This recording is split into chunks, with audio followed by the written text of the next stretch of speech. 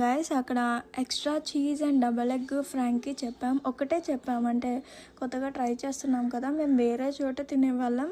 So కొత్తగా try చేస్తున్నప్పుడు ఎందుకు ఫస్ట్ ఒకటి తీసుకుందాం, బాగుంటే ఇంకొకటి చెప్దామనేసి తీసుకున్నాం గైస్. అంతా బాగానే ఉంది. డబుల్ ఎగ్ ఏమంటే డబుల్ ఎగ్ వేసారు, అంతా బాగానే ఉంది. కానీ ఆ చీజ్ అసలు ఎక్కడ వేసారో నాకు అర్థం కాలేదు. మీరే చూడండి అసలు.